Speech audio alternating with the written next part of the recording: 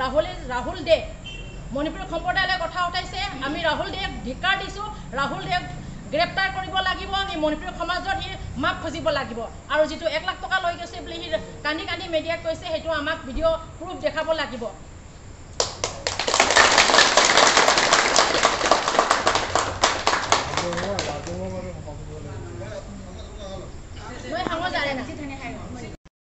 Hauji akhoi SP office jaure akhoi hauji SP office ta changani aduga akhoi na puraiba petition je SP office ta akhoi sinaramani mafam khudingmakta maitai haiba maitai asida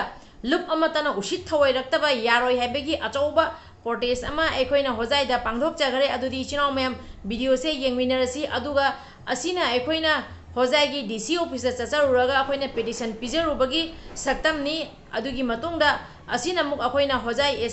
SP da akoina petition thamjarubani adugi makha tabada akoina video khara thamjarake adu loiraga video se yengbagi tungda akoigi leiriba Manipur gi ima ichinau meange famda wari se kaino haijerake adubu akoigi Assam romda leiriba ichinau meamnadi maram se maron se khangani adu video se ana yengminarasi loirakwa matamda ai asigi translate amuk thamjaram ge maitai ron ichinau mayam adubu hauji akoina haijagadabadi maitai heba maitai sidi lup amatana ushit thoiraktabadi yaroi haibagi saktamni akoina utlibase adudi yengminarasi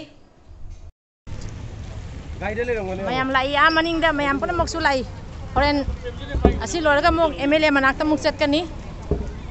ningda mayam ama sulai mamang dasu chanari mayam ama akhoi huji SP office ta chali maningda akhoi gi laiba group mayam se akhoi maitai gi apunba loop maira paibi amasung laiba oma mayam puna mangni hujik lai se huji SP office chatpa loraga DC office ta muk chakani da makha tana kada chatpa do mayam da sum ulake pari mom channel sibu yengbiriba mayam puna pui kai khumnajari ichinau mayam huji thoiba thodok ase maitai haiba loop asida phajadaba mato mongda social media da sandorpa asida Aikoina Nuaitaba Pongdopagi, Maitai Kunaida, Maitai Community Kanagomba, Amana Ushit Toidana, Wangang Sangangapa, Amabu, Maitai Kunaibu, Yamna Ushitabagi Mato Mong, Satpa Yaro Hebegi, I know Jik Tamzaki Wapamasini, Aduga Rahul de Haribani Pasena, Maitai Paaga, Maitai Akwegi Loop Asibu Paaga, Mana Wapam Gratamba, Asida, Aikoina Maitai. Punamak pusalaga maitai community pusalaga wafam thambasida yaningdaba phongdoga haujiki nipa Rahul de hairiba asina leiriba maitai khunai gi mafamda lale haigadabani adudaga maitai macha singna laaga magi dukandagi lupa lakh ama lauthokhi haibagi mana media da sandoi adoidi magi dukandagi sandokhiba aduguma lupa lakh ama sandokhi haibadugi proof pibiu haibagi aikoina ngarang ase press meet tawjagibani haijagadabadi hojik Manipur da su tawriba matam ase mayam da su loina khangibani aduna mapan lamlom da su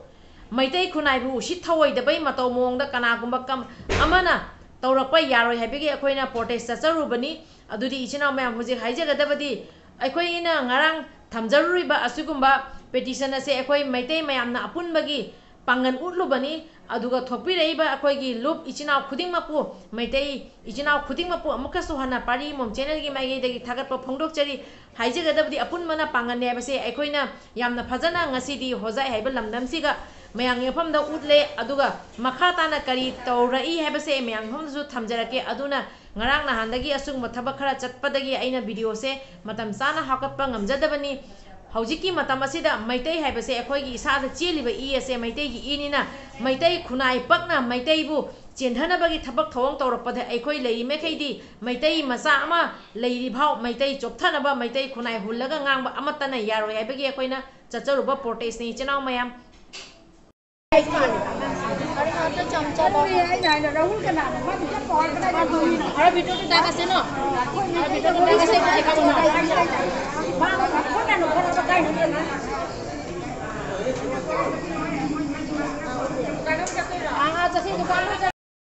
Marang Maitai Masa da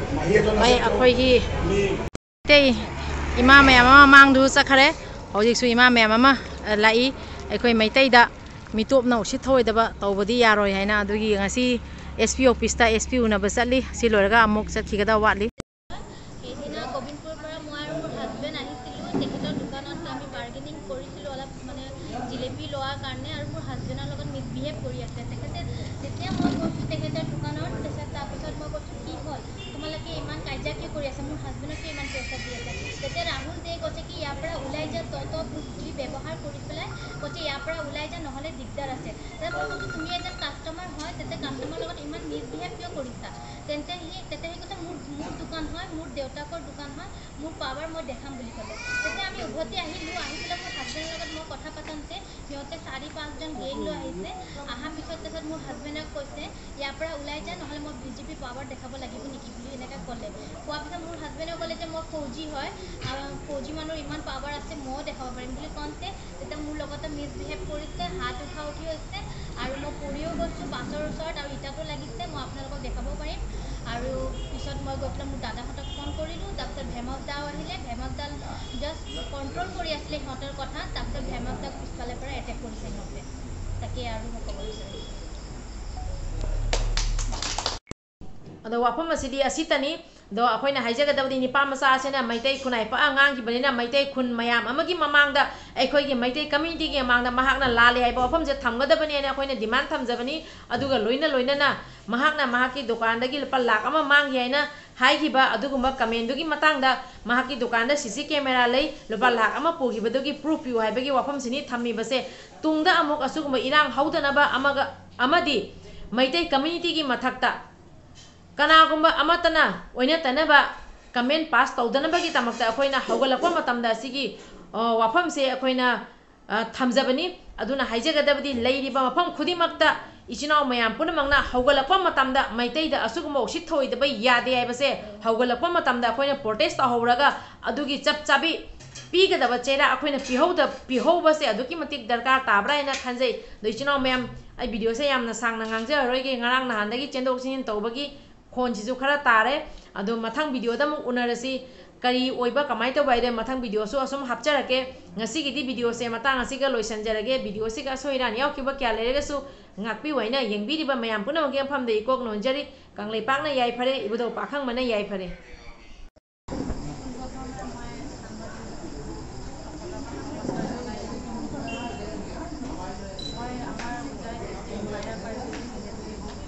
ৰাহুলে আজি যিটো কমিউনিটিৰ কথা লৈ বুজিছে সেইটো লৈ মই বহুত দুখ পাইছোঁ। আৰু আমি সকলো মহিলা ফালৰ পৰা বিশেষকৈ তেওঁ যে এনেকৈ কৰিব বুলি আমাৰ মাজত আমি আশা কৰা নাছিলোঁ, কিন্তু এইবাৰ যে তেওঁ এনেকৈ কমিউনিটি লৈ পেলাই যে যিটো কথাটো ওলাইছে সেইটো লৈ আমি কমিউনিটি লৈ এইটো আনিব নালাগিছিলে, কিন্তু তেওঁ যিটো মানে সকলোৱে জনা গৈছে যে ৰাহুলে এনেকৈ ৰাতি পাৱাৰ দেখাব। পাৱাৰ মানে কি? তেওঁ ৰাহুল কোন হয়? তেওঁ ইমান পাৱাৰ ক'ৰ পৰা পালে? মই সুধিব বিচাৰিছোঁ বা মই তেখেতৰ বিজেপি চৰকাৰক মই জানিব বিচাৰিছোঁ যে তেওঁ ইমানখিনি পাৱাৰ ক'ৰ পৰা পালে? আমাৰ ৰাইজৰ পৰা ডাঙৰ নেকি এখেতে? যে এখেতে আমাৰ মণিপুৰী সম্প্ৰদায়ৰ পৰা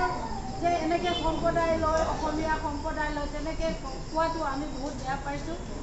মই তেওঁক ক'ব বিচাৰোঁ তেওঁ কোন? এইখিনিকে কৈ মই মোৰ বক্তব্য সামৰিছোঁ। যদি এখেতে যদি মোৰ বক্তব্যখিনি শুনি আছে, আকৌ এবাৰ ক'ব বিচাৰিছোঁ যে আমাৰ মহিলাসকলে মনে মনেতো বহি নাথাকোঁ। তেওঁ যদি আমাক ক্ষমা বিচাৰে তেতিয়াহ'লে বহুত ভাল, কিন্তু যদি তেওঁ ইমিডিয়েটলি যদি আমাৰ লগত যোগাযোগ নকৰে বা মাক নিবিচাৰে তেনেহ'লে আমি মহিলাসকলৰ বাধ্য হ'ম। এইখিনিকে কৈ মই বক্তব্য সামৰিছোঁ। ꯑꯩꯈꯣꯏ ꯍꯧꯖꯤꯛ ꯍꯣꯖꯥꯏ DC ꯑꯣꯐꯤꯁꯇ ꯑꯃꯨꯛ ꯂꯥꯛꯏ, DC ꯎꯅꯕ꯫ ꯉꯔꯥꯡ ꯃꯩꯇꯩ ꯃꯆꯥꯗ ꯑꯩꯈꯣꯏ ꯍꯧꯖꯤꯛ SP ꯑꯣꯐꯤꯁꯇ ꯆꯠꯂꯤ꯫ ꯃꯅꯤꯡꯗ ꯑꯩꯈꯣꯏꯒꯤ ꯂꯥꯛꯏꯕ ꯒ꯭ꯔꯨꯞ ꯃꯌꯥꯝꯁꯦ ꯑꯩꯈꯣꯏ ꯃꯩꯇꯩꯒꯤ ꯑꯄꯨꯟꯕ ꯂꯨꯞ ꯃꯩꯔꯥ ꯄꯥꯏꯕꯤ ꯑꯃꯁꯨꯡ ꯂꯩꯔꯤꯕ ꯎꯃꯥ ꯃꯌꯥꯝ ꯄꯨꯝꯅꯃꯛꯅꯤ ꯍꯧꯖꯤꯛ ꯂꯥꯛꯏꯁꯦ꯫ ꯍꯧꯖꯤꯛ SP ꯑꯣꯐꯤꯁ ꯆꯠꯄ ꯂꯣꯏꯔꯒ DC ꯑꯣꯐꯤꯁꯇ ꯑꯃꯨꯛ ꯆꯠꯀꯅꯤ꯫ ꯑꯗꯣ ꯃꯈꯥ ꯇꯥꯅ ꯀꯗꯥꯏ ꯆꯠꯄꯗꯣ ꯃꯌꯥꯝꯗ ꯁꯨꯝ ꯎꯠꯂꯛꯀꯦ꯫ ꯃꯩꯇꯩ ꯏꯃꯥ ꯃꯌꯥꯝ ꯑꯃ ꯃꯥꯡꯗꯨ ꯆꯠꯈ꯭ꯔꯦ, ꯍꯧꯖꯤꯛꯁꯨ ꯏꯃꯥ ꯃꯌꯥꯝ ꯑꯃ ꯂꯥꯛꯏ꯫ ꯑꯩꯈꯣꯏ ꯃꯩꯇꯩꯗ ꯃꯤꯇꯣꯞꯅ ꯎꯁꯤꯠ ꯊꯑꯣꯏꯗꯕ ꯇꯧꯕꯗꯤ ꯌꯥꯔꯣꯏ ꯍꯥꯏꯅ ꯑꯗꯨꯒꯤ ꯉꯁꯤ SP ꯑꯣꯐꯤꯁꯇ SP ꯎꯅꯕ ꯆꯠꯂꯤ꯫ ꯁꯤ ꯂꯣꯏꯔꯒ ꯑꯃꯨꯛ ꯆꯠꯈꯤꯒꯗꯕ ꯋꯥꯠꯂꯤ꯫